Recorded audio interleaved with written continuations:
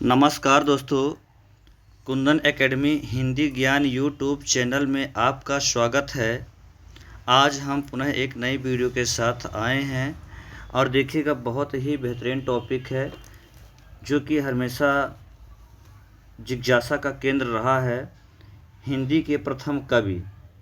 दोस्तों आज की वीडियो में हिंदी के प्रथम कवि के बारे में जानेंगे कि हिंदी के प्रथम कवि कौन हैं। ठीक है दोस्तों, तो बहुत ही अपने आप में महत्वपूर्ण टॉपिक है, क्योंकि इससे कई बार क्वेश्चन बन चुके हैं, पूछा भी जा चुका है।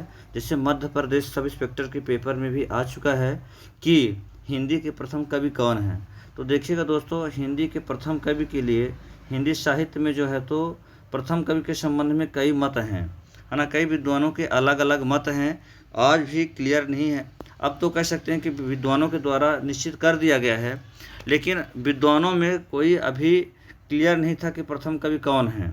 अलग अलग विद्वानों के अलग अलग मत हैं, लेकिन यहाँ देखेंगे कई विद्वानों के यहाँ मत है किस कवि ने या किस विद्वान ने किसको प्रथम कवि कहा है। इसके पश्चात हम देखेंगे कि जो वर्तमान में मान्यता प्राप्त कवि हैं वो कौन हैं या प्रथम कवि हिंदी के कौन हैं। तो देखिएगा दोस्तों, एक एक करके सभी विद्वानों के हम बारे में देखेंगे। जैसे पहले विद्वान है राहुल शंकरत्यायन। इनके अनुसार हिंदी के प्रथम कवि है सरहपा या सरहपाद। सरहपा का देखिएगा यहाँ समय बताया जा रहा 769 ईस्वी। ये सरहपा का जो है तो समय बताया जा रहा है। देखिएगा दोस्तों, जो सरहपा है ये सिद्ध कवियों में से एक है। आपने जब सुना होगा हिंदी भाषा का विकास से एक टॉपिक आता है, पढ़ा होगा आप लोगों ने हिंदी में। तो मतलब हिंदी का विकास कैसे हुआ है या हिंदी के विकास का क्या क्रम है, तो आपने देखा होगा कि हिंदी के विकास में सबसे पहला क्रम आता है संस्कृत का, फिर संस्कृत के बाद आता है पाली भाषा का, फिर पाली के बाद क्या आता है प्राकृत का आता है, प्राकृत के बाद किसका आता है अपभ्रंश का आता है। तो दोस्तों, संस्कृत पाली और प्राकृत में साहित्य लेखन का कार्य तब नहीं हुआ था, बाकी ये उपदेश मात्र की भाषा हुआ करते थे। लेकिन हिंदी में साहित्य लेखन का कार्य जो है तो कहाँ से प्रारंभ होता है दोस्तों। हिंदी में साहित्य लेखन का जो कार्य होता है वो अपभ्रंश से होता है। तो अपभ्रंश काल में जो सिद्ध साहित्यकार थे या सिद्ध कवि थे, उन लोगों में से एक सरहपा का नाम आता है। तो दोस्तों देखिएगा, यहाँ पास कहा गया है राहुल शंकरत्यायन के अनुसार। राहुल शंकरत्यायन एक प्रकांड हिंदी के विद्वान माने जाते हैं। इन्होंने यात्रा वृत्तांत या यात्रा साहित्य में बहुत सारे लेख लिखा है अपना, और इस कारण से यात्रा साहित्य के इनको जनक या पितामह भी कहा जाता है, राहुल शंकरत्यायन को दोस्तों, है ना। तो अपने जीवन में हमेशा भ्रमण करते रहे, घूमते रहे, और हमेशा यात्रा वृत्तांत का लेखन इन्होंने अपने जीवन में काफ़ी किया है। इसलिए इनको लेखा साहित्य यात्रा साहित्य का जो है तो जनक कहा जाता है दोस्तों।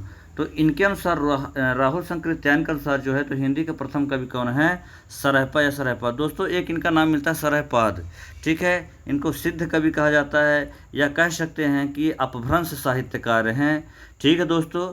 लेकिन इनकी प्रथम पुस्तक थी कौन सी, दोहा कोश, बहुत प्रसिद्ध है दोस्तों। सरहपा की प्रसिद्ध की पुस्तक का नाम है दोहा कोश। क्या नाम है दोस्तों, दोहा कोश इनकी प्रसिद्ध पुस्तक का नाम था। तो आगे चलते दोस्तों, अगले विद्वान के अनुसार देखेंगे कि अगले विद्वान कौन हैं जिन्होंने हिंदी का प्रथम कवि बताया है।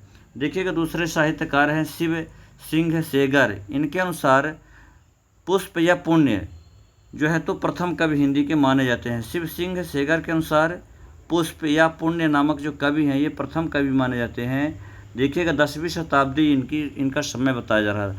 10वीं शताब्दी जो है तो पुण्य या पुष्प का जो है तो क्या है समय बताया जा रहा है दोस्तों। देखिएगा, ये भी अपभ्रंश ही साहित्यकार हैं, अपभ्रंश के ज़माने के ही साहित्यकार हैं। जब अपभ्रंश में साहित्य लेखन का पहली बार कार्य प्रारंभ होता है, उन कवियों में से पुष्प या पुण्य का भी नाम आता है। एक नाम और आपने सुना होगा पुष्पदंत, दोस्तों इन्हीं को कहते थे। पुष्पदंत नाम से यही विद्वान फेमस थे, ठीक है दोस्तों। तो अलग अलग विद्वानों ने, चूँकि प्राचीन कालीन कवि हैं, इनके अलग अलग नाम मिल जाते हैं। तो दोस्तों शिव सिंह सेगर के अनुसार पुष्पदंत जो हैं तो पहले साहित्यकार हैं। फिर आगे देखेंगे, तीसरे साहित्यकार हम देख रहे हैं कौन है, गणपति चंद्र गुप्त के अनुसार।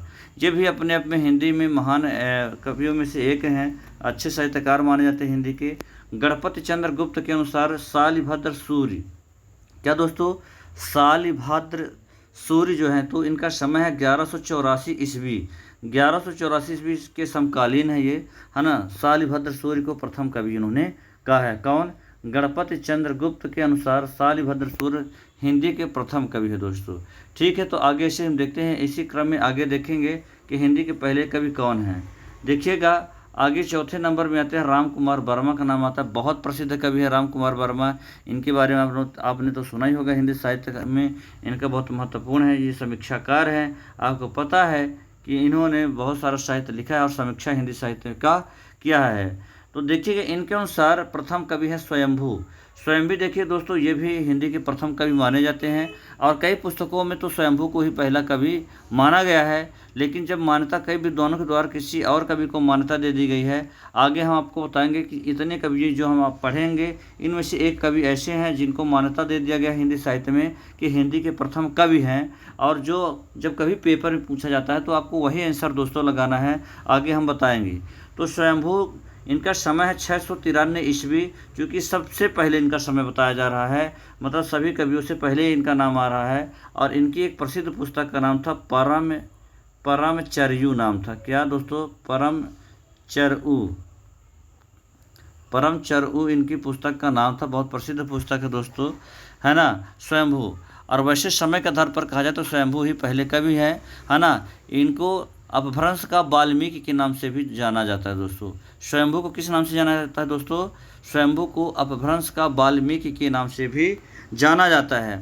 अब आगे देखेंगे, चूँकि हमने इनकी पुस्तक भी देख ली है, परमचर्यु नामक इनकी पुस्तक थी, है ना। चूँकि अपभ्रंश काल में जो कई बार स्वर क्या होता था, स्वर को डायरेक्ट लिख दिया जाता था। तो इस प्रकार से हमने देखा है कि राम कुमार वर्मा के अनुसार भी प्रथम कवि कौन है? स्वयंभू को कहा गया है। बहुत महत्वपूर्ण है दोस्तों।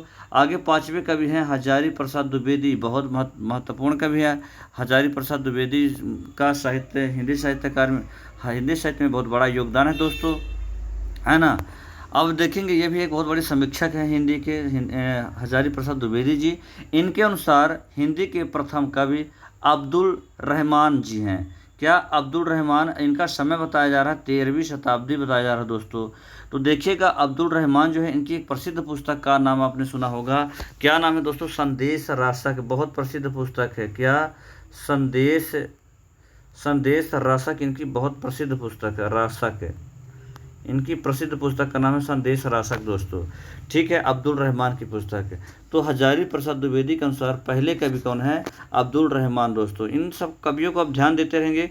पेपर में पूछा जाता है कि किस विद्वान के अनुसार कौन से प्रथम कवि हैं। जैसे अब्दुल रहमान किस विद्वान के अनुसार प्रथम कवि माने जाते हैं, या स्वयंभू को किसने प्रथम कवि माना है। तो इस प्रकार से विद्वानों के मत पूछे जा सकते हैं दोस्तों।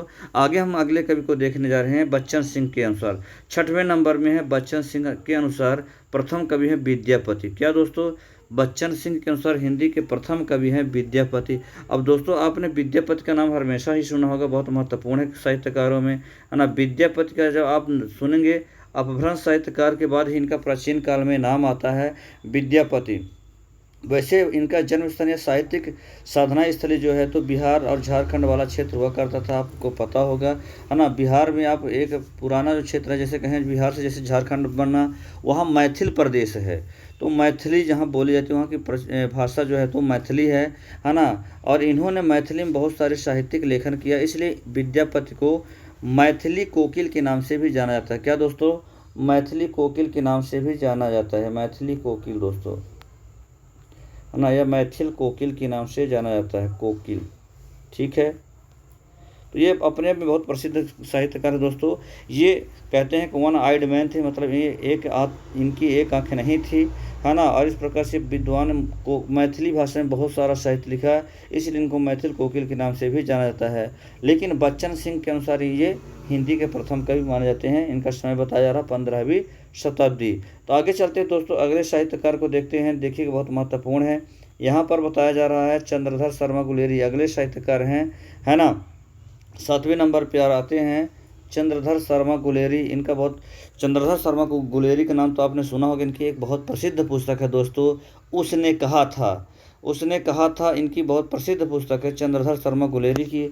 और इनके अनुसार प्रथम कवि हैं राजा मुंज। क्या? चंद्रधर शर्मा गुलेरी के अनुसार प्रथम साहित्यकार है राजा मुंज। इनका समय था 993 ईस्वी दोस्तों। राजा मुंज का समय था 993 ईस्वी। तो देखिएगा दोस्तों, अगले साहित्यकार हैं 8वें नंबर पर आते हैं रामचंद्र शुक्ल, जो कि हिंदी के बहुत बड़े साहित्यकार हैं, समीक्षक हैं, है ना। और इस प्रकार से देखिएगा, इनके अनुसार रामचंद्र शुक्ल के अनुसार जो प्रथम कवि माने जाते हैं, इनके दो मत हैं, या राजा, एक है राजा मुंज और दूसरा है राजा भोज, है ना। वही राजा भोज दोस्तों जो परमार वंश के शासक थे। इनके संबंध में एक कहावत विकसित है कि कहाँ राजा भोज कहाँ गंगू तेली। तो वही राजा हैं दोस्तों, है ना, जिनकी राजधानी हुआ करती थी भोपाल के पास धारा नगरी, जो रायसेन जिले के अंतर्गत आती है। ठीक है, इन्होंने भोज ताल का निर्माण करवाया था। तो बहुत प्रसिद्ध है राजा भोज दोस्तों। 993 इनका समय बताया जा रहा है ईस्वी।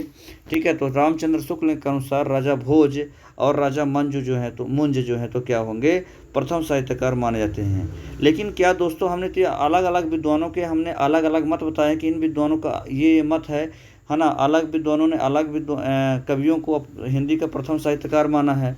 लेकिन यहाँ देखेंगे आगे, यहाँ विशेष बात यहाँ लिखी हुई है, आप देखेंगे कि नोट में लिखा हुआ है कि सर्व सामान्य रूप में राहुल संकृत्यायन जी द्वारा स्वीकृत सिद्ध कवि कौन, सरहपा या सरहपाद को हिंदी का सर्वप्रथम कवि माना जाता है। हमने आपको बताया था दोस्तों कि हम लास्ट में आपको बताएंगे कि इन विद्वानों में से किस विद्वान की बात को एक्सेप्ट करके हमको आंसर लगाना होगा, है ना। तो देखिएगा, राहुल संकृत्यायन सभी विद्वानों के मतानुसार क्लियर किया गया, और सरहपा को, सिद्ध कवि सरहपा को जो है तो हिंदी का पहला कवि माना गया। यह राहुल संकृत्यायन के अनुसार है दोस्तों।